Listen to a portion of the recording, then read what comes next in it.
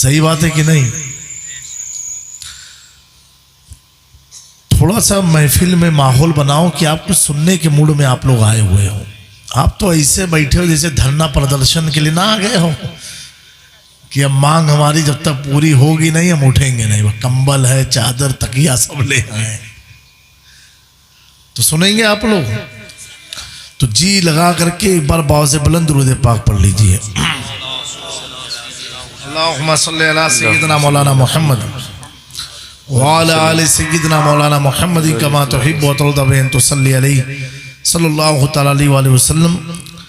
मैं चाह रहा हूँ अपना मूड बनाने के लिए, क्योंकि थकान बहुत ज़्यादा है। स्टेज पर जब से हम आए हैं मुझे मालूम ही नहीं कि मुफ्ती रियाज साहब ने क्या गुफ्तगू किया, नकीब साहब ने क्या शेर पढ़ा है। सिर्फ इतना मालूम है कि नकीब साहब ये कह के गए कि हज़रत मैं माइक दे के आपको मैं जा सकता हूँ, वह इतना याद है मुझे। तो थोड़ा मूड बनाइए, क्योंकि हम लोग के साथ सबसे बड़ा मसला ये होता। अब कल थे हम हैदराबाद में, अब वहाँ का माहौल अलग, वहाँ का मजमा अलग, वहाँ के सुनने वाले अलग, वहाँ के बोलने वाले अलग, वहाँ का खाना अलग। आज आ गए हैं डायरेक्ट अमरोहा में, यूपी में, यहाँ का पूरा सिस्टम बिल्कुल अलग, इतना अलग कि वहाँ हमको सदरी उतार के तकरीर करनी पड़ी है, और यहाँ सदरी और जैकेट में नहीं लाया हूँ, उसका पछतावा मुझे हो रहा है कि यहाँ तो लेके आना चाहिए था हमको। तो ऐसा है, सब ठंडा कहीं है कहीं गर्म मौसम है। क्या अल्लाह की शान है, सुभान अल्लाह, सुभान अल्लाह, बोलो सुभान अल्लाह। तो मैं चाहता हूँ कलाम आला हज़रत के चंद शेर आपकी समात के हवाले करूँ, और उसी में मैं भापूंगा मूड है आपको क्या सुनाना चाहिए और क्या सुनना चाहिए। उसके बाद दस्तारबंदी का प्रोग्राम होगा। माइक ऑपरेटर साहब थोड़ा आवाज़ अच्छी सी बना दें, खोल दें, थोड़ा इको डाल दें। ये बफ़ी से जी लगा करके बाज़ बुलंद दुरूद पाक पढ़ लीजिए। अल्लाहुम्मा सल्ली अला सय्यिदना मौलाना मुहम्मद व अला आलि मुहम्मद कमा तुहिब्बु व तुरदी अन तुसल्ली अलैहि सल्लल्लाहु तआला अलैहि वसल्लम। जो हमारे नौजवान खड़े हैं, बाबू बैठ जाओ, बैठ जाओ। हुजूर पाक की महफिल है, कुछ किस्मत अपनी सवार के जाओ यहाँ से। ऐसे जिंदगी में कितने जलसे कर ढाले होंगे, फिर भी कुछ बदलाव नहीं आ रहा है। इब्बा कहते या रसूल अल्लाह, और बुलंद आवाज से कहे, सारा मजमा जो बुलंद आवाज से कहे, और बुलंद आवाज से कहो भैया। सुनते हैं कि महशर में है सिर्फ उनकी रसाई है। सुनते हैं कि महशर में सिर्फ उनकी रसाई है। सुनते हैं कि महशर में सिर्फ उनकी रसाई है। सुनते हैं कि महशर में सिर्फ उनकी रसाई है। उनकी रसाई है, उनकी रसाई है। लो जब तो बन आई है, उनकी रसाई है। लो जब तो बन आई है। सुनते हैं कि महशर में सिर्फ उनकी रसाई है। बाज़ारे अमल में तो सौदाना बना अपना बाज़ारे अमल में तो सौदाना बना अपना। हमने तो कमाई सब, हमने तो कमाई सब खेलों में गवाई है। मुजरिम को न शर्माओ, अहबाब कफन ढक दो। मुजरिम को न शर्माओ, अहबाब कफन ढक दो। मुँह देखे के, मुँह देखे कि क्या होगा, पर्दे में भलाई है। सबने सफ़ महशर में ललकार दिया हमको। सबने सफ़ महशर में ललकार दिया हमको। बेकसो, बेकसो के आका, अब तेरी दुहाई है। यूं तो सब उन्हीं का है, पर दिल की अगर पूछो, ये टूटे हुए दिल ही, ये टूटे हुए दिल ही खास की कमाई है। सुनते हैं कि महशर में सिर्फ उनकी सुभान अल्लाह है, घर उनकी रसाई है। लो जब तो बन आई है। मेरे इमाम फरमाते मचल के दो सुबहान अल्लाह, और बहुत से बुलंद के दो सुबहान अल्लाह। मतले में ये शक क्या था, वल्लाह रज़ा वल्लाह, सिर्फ उनकी रसाई है, सिर्फ उनकी रसाई है। लो जब तो बनाई है,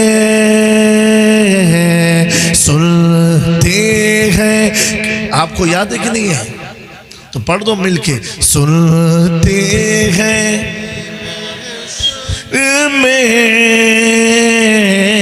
सिर्फ उनकी रसाई है। हज़रात गिरामी, आज का मेरा इस इलाके में आना बड़ा यादगार है। क्या है बड़ा? अब पूछो क्यों? अल्हम्दुलिल्लाह कई साल से रमज़ान शरीफ में उम्रे में जाते थे हम। इमसाल कुछ मामलात थे कि इरादा तो बना था, लेकिन कहीं से कोई असबाब नजर नहीं आ रहे थे। और मैं दिल्ली से जब निकला हूं, हमारे साथ वो भाई मौलाना साहब थे एक, और जो गाड़ी चला रहे थे अब्दुल हक भाई, डॉक्टर अब्दुल हक साहब। तो दिल्ली गाजियाबाद जब पार किया ना, एक फ़ोन आया, और फ़ोन ये आया कि हज़रत हम चाह रहे हैं कि रमज़ान शरीफ में आपको मदीना शरीफ लेके जाना है। सुभान अल्लाह, सुभान। तो हमने कहा भाई इससे बड़ी क्या बात हो सकती है। अच्छा, ये सफ़र भी ऐसा होगा कि मेरी ज़िंदगी में पहला रमज़ान ऐसा होगा कि हमको निकाह पढ़ाने जाना है मदीना शरीफ में। रमज़ान में निकाह पढ़ाने जाना है। रमज़ान में कभी सुना शादी होती है? अरे भैया बोलो, मुँह से कुछ तो बोलो। आए नहीं होती ना। लेकिन देखो हुजूर कैसे बुलाते हैं। एक आदमी, उसको शादी करनी है, रमज़ान शरीफ में निकाह पढ़वाना मदीना शरीफ में। तो कहा हज़रत आप चलो।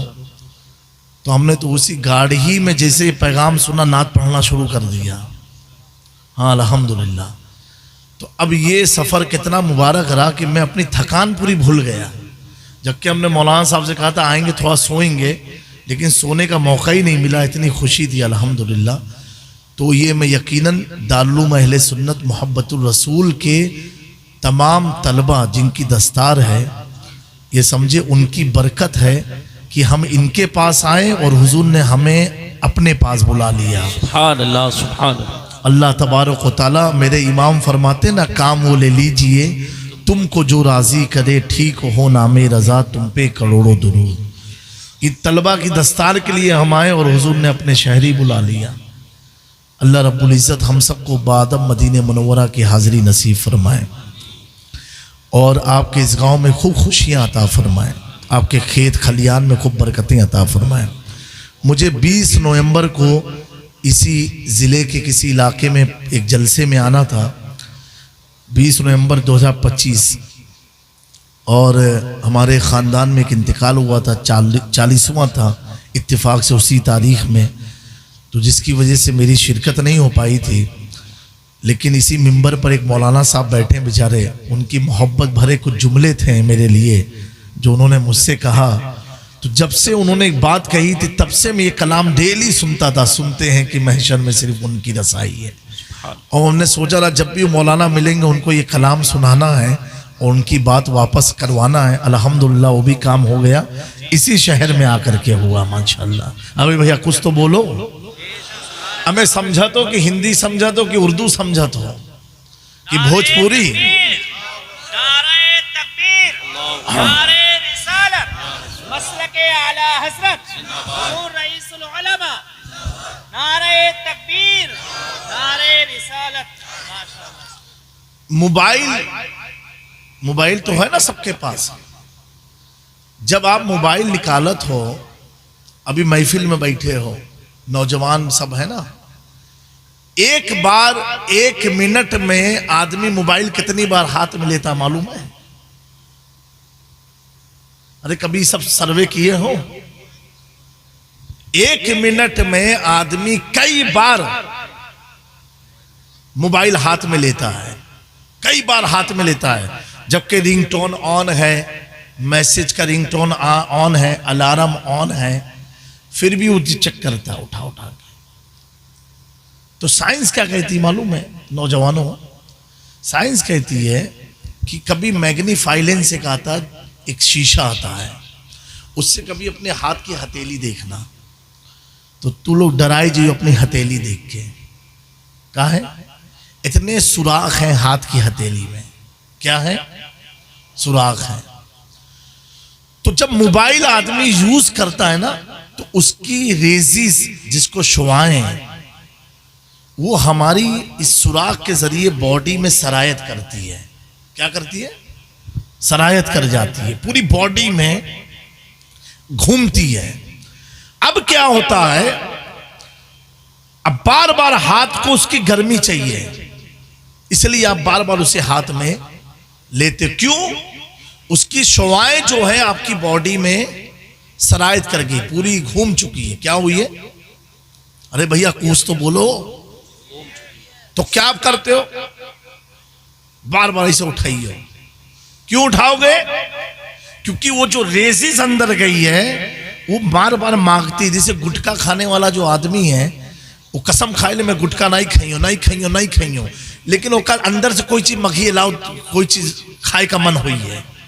तो क्यों? क्योंकि उसके जो बैक्टीरिया है वो आपके हार्मोन्स में जाकर के मेल्ट हो चुके हैं, वो रिक्वायर करते हैं। वो कीड़ा कहता है अब आना चाहिए, अब आना चाहिए, अब आना। तो कभी कभी मजबूरन आपको गुटखा खाना पड़ता है क्योंकि वो चीज मांग रही है। मेरे प्यारों, पता चला कोई चीज? एक मोबाइल है जिसकी शुआएं बॉडी में सरायत कर गई। आप गूगल में चेक करना ये चीज को। तो बार बार हाथ आपका मांग रहा है मोबाइल लो, मोबाइल लो, मोबाइल लो, मोबाइल लो, मोबाइल लो।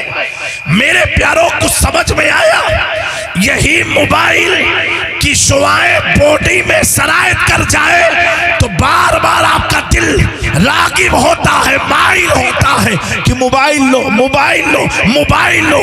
मेरे प्यारों, जिस तरीके से मोबाइल की शुआएं जब जिस्म में सरायत कर जाती है तो हमारा वजूद बार बार उसका मुतालिब करता है, तलब करता है कि मेरे पास लाओ, मेरे पास लाओ। इसी तरीके से औलिया अल्लाह ने कुरान को इतना पढ़ा, इतना हाथों में लिया कि कुरान की नूरानियत उनके जिस्म में सरायत कर गई। सुभान अल्लाह, सुभान अल्लाह। माशा क्या हुई?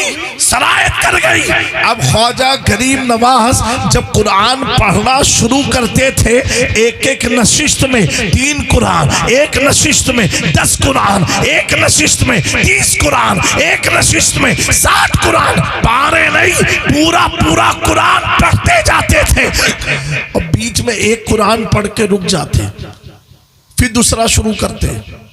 दूसरा कुरान मुकम्मल खत्म होता, एक कुरान में 30 पारे हैं, 30 पारे पढ़ के फिर रुक जाते। एक मुरीद ने पूछा कि हुजूर, ये आप जब पढ़ते हैं कुरान पाक को, बार बार लेते हैं कुरान पाक को, तो हुजूर ये बताएं ये बीच में रुक रुक क्यों जाते हैं, बीच में रुकते क्यों हैं?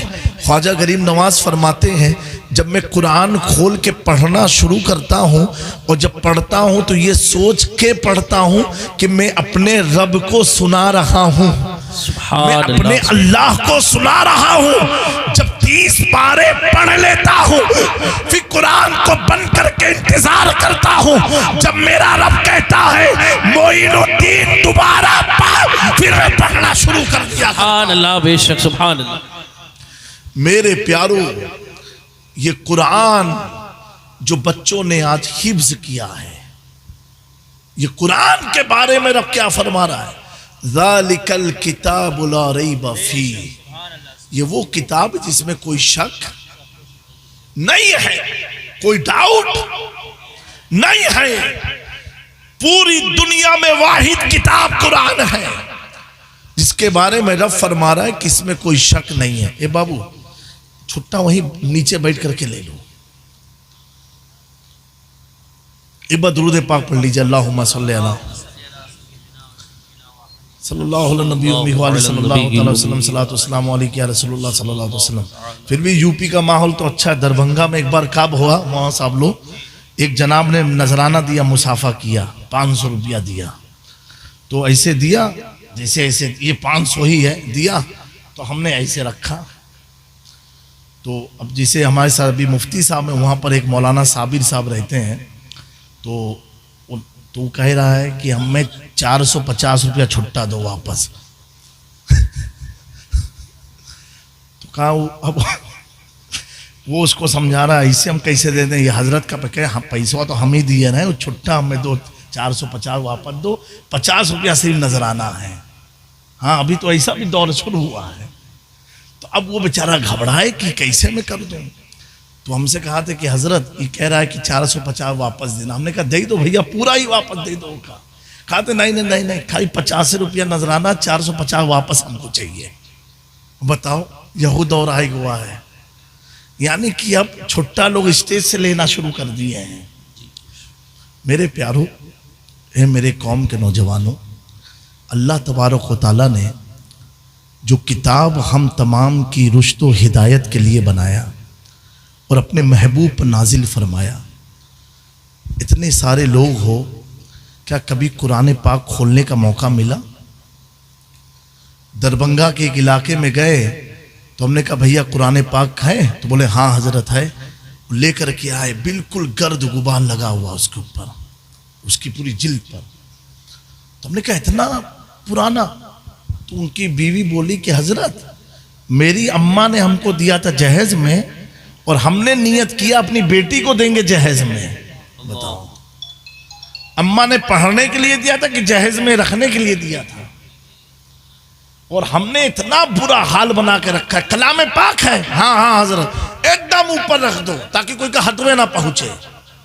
अब इतनी ऊपर है, पूरा पूरा साल हो जाता है कि हमारी कौम के लोग घर में रखे हुए कुरान को खोलते नहीं है, खोलते नहीं है। मेरे प्यारो, यही कुरान जिसको तुम खोल नहीं रहे हो, कल कयामत के दिन अल्लाह के हुजूर तुम्हारी शिकायत करेंगे, तो क्या जवाब दोगे? क्या जवाब दोगे? और प्यारो इतना याद रखना, खास तौर से यूपी वालों, अगर जुल्म का सामना करना है तो सुनो, जालिमों को अगर हराना है तो तुम्हारे नारों में उस वक्त तक तासीर आ ही नहीं सकती जब तक हाथ में कुरान का दामन मजबूती से। बेशक सुभान अल्लाह, सुभान अल्लाह। क्योंकि जो बगैर कुरान के मैदान में निकलोगे, कभी कामयाबी नहीं मिलने वाली, कभी तरक्की नहीं मिलने वाली। ये कुरान इतनी मुकद्दस किताब है जिसको इन बच्चों ने अपने सीने में महफूज किया। आप सोचो तो सही, इन बच्चों ने अपने सीने में रखा। आज सैकड़ों के बीच में इनके सरों पर अमामा पहना जाएगा। क्यों अमामा? इसलिए पहना जाएगा क्योंकि ये बच्चे हाफिजे कुरान हो गए। मेरे प्यारों, अगर कुरान सीने में आ जाए, अब वो बच्चा आप बच्चों की तरह नहीं होता है। और ईमान के साथ अगर दुनिया से रुखसत हुआ तो अपनी 7 पीढ़ी पिछली और 7 पीढ़ी अगली की अल्लाह के हुजूर शफाअत कराएगा। अब आप सोचो तो सही, जो कुरान मुस्तफा पर नासिल हो और मुस्तफा की उम्मत अगर उसे याद कर लेती है, वो 14 पीढ़ी की अल्लाह के हुजूर शफाअत कराती हो, शफाअत का हक रखती हो, तो मेरे आका का आलम क्या होगा? तभी तो मेरा इमाम कहता है, रज़ा बोल से अब वस्ते करते गुजरिए कि है रब्बे सलीम सदाए। नारे तकबीर, नारे रिसालत, मसलके आला हजरत हुजूर रईसुल उलमा। जब एक कुरान का हाफिज, एक कुरान को याद कराने वाला शफाअत का हक रखता हो, अल्लाहु अकबर, तो हुजूर की जात क्या होगी?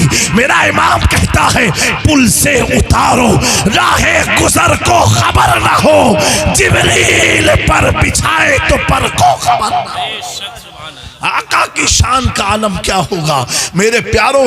और इसी ईमान की दौलत के साथ जब आदमी दुनिया से रुखसत हो जाता है तो वही इमाम अहमद रजा का पोता कहता है, तुझे क्या फिक्र हो अख्तर, तेरा यावर है वो यावर, बलाओं को जो तेरी खुद गिरफ्तारे बला कर दे, नबी मुख्तार कुल है जिसको जो चाहे अता कर दे। मेरे दोस्तों, तो इस कुरान के बारे में रब फरमा रहा है, ये वो किताब है जिसमें कोई शक नहीं है, कोई शक नहीं है, कोई शक नहीं है, कोई डाउट नहीं है। मेरे प्यारों, अगर घरों में कुरान को रखा है, ऐ मेरी इज्जत माँ बहनों, मेरी कौम की शहजादियों, आपके घरों में अगर कुरान है, मुझे मालूम है आज घर में मर्द से ज्यादा अगर दीनदारी किसी में है तो घर की औरतों में है। मर्द तो सिर्फ गीबत, बीड़ी, सिगरेट, गुटखा, पान, मसाला, चाय के 18 होटलों को आबाद किए हुए हैं, लेकिन तुम्हारे घर में जो बरकत आ रही है तुम्हारे करतूत की वजह से नहीं, तुम्हारे बदअमली की वजह से नहीं, बल्कि अगर आ रही है यही औरतें हैं जो नमाज का एहतमाम घर में करती है, जो तिलावत कुरान करती है, फातिहे का एहतमाम करती है। इन्हें 11वीं याद है, इन्हें 12वीं याद है, इन्हें कुंडे की नियाज याद है, इन्हें यह भी मालूम है रमजान शुरू कब होने वाला है। मर्दों को तो चांद दिखने के बाद पता चलता, अच्छा कल से पहला रोजा शुरू होगा। मेरे दोस्तों इतना याद रखना, जिस कुरान मजीद को तुमने हल्के में लिया है ना, वो कुरान का वजन इतना है। हमारी कौम ने तो सोच लिया है, माजरत के साथ कहता हूँ, जब मुसीबत आती है तब हमारी कौम कुरान पढ़ती है। आज ये पूरे इलाके में अगर 3 मैयत हो जाए, उलमाए कराम 3 जनाजे उठ जाएं अलग अलग महल्ले से, तो कहेंगे अब लगता है कुरान खानी करनी पड़ेगी, अल्लाह ताला नाराज हो गया है। फिर महल्ले में कुरान खानी होती है, लोग कुरान पढ़ना शुरू करते हैं। कुरान खानी, कोई यासीन पढ़ रहा है, कोई सूरे मुजम्मिल, कोई सूरे रहमान, कोई सूरे मुल्क पढ़ रहा है। मैं एक बात पूछना चाहता हूँ प्यारो, तुमने जो कुरान को पढ़ा घर में मैयत होने के बाद पढ़ा, मैंने पूछा नौजवान तू कुरान क्यों पढ़ रहा है? कहा हजरत इसका सवाब मेरी माँ की रूह को मिलेगा, उनके आज़ाब में अल्लाह तखफीफ फरमाएगा, उनके गुनाहों को अल्लाह बख्श देगा, उनको कब्र में तन्हाई से बचाएगा, उनके कब्र को मुनव्वर मुजल्ला फरमा देगा, उनकी कब्र को तारीखियों से महफूज फरमा लेगा। मैंने कहा कुरान तू पढ़ रहा है, फायदा तेरी मरी माँ या बाप को मिल रहा है। कुरान तू पढ़ रहा है, उनकी कब्र रोशन हो रही है। कुरान तू पढ़ रहा है, उनके गुनाह बख्शे जा रहे हैं। कुरान तू पढ़ रहा है, उनके दर्जात बुलंद हो रहे हैं। कुरान तू पढ़ रहा है, उनको कब्र में सुकून मिल रहा है। कुरान तू पढ़ रहा है, उन्हें कब्र में राहत मिल रही है। कहा हाँ हजरत पढ़ मैं रहा हूँ, बेनिफिट माँ बाप के मुर्दों को मिल रहा है। मैंने कहा यार तू झूठ बोल रहा है कि सच? कहा नहीं रे बिल्कुल सच। अरे प्यारो अब यही तो सोचो तो जरा, अगर तेरे कुरान पढ़ने से तेरे घर के मुर्दों को कब्र में सुकून मिल रहा है, राहत मिल रही है, आज़ाब में तखफीफ हो रही है, दर्जात बुलंद हो रहे हैं, ऐ नौजवानों यही से समझ जा, जब तेरा पढ़ा कुरान मुर्दों को इतना फायदा दे रहा है, अगर तू जिंदगी में पढ़ लिया होता कितना तुझे फायदा। सुभान अल्लाह, बेशक सुभान अल्लाह, कितना फायदा मिल गया होता। लेकिन नहीं अफसोस, हमें तो ताबीज के पीछे भागना है, हमें तो मुर्गों के पीछे भागना है, हमें काले धागे के पीछे भागना है, हमें फला मौलवी के पीछे भागना है, हमें फला पीर के पीछे भागना है। क्यों? जब तक कुरान नहीं रहेगा ये दुनिया तुझे भगाती रहेगी। लेकिन जब तेरे हाथ में कुरान आ जाएगा, तेरे दिल में कुरान आ जाएगा, तो ये दुनिया तेरे कदमों में आकर के सिमट जाया करेगी। इसीलिए नारे रिसालत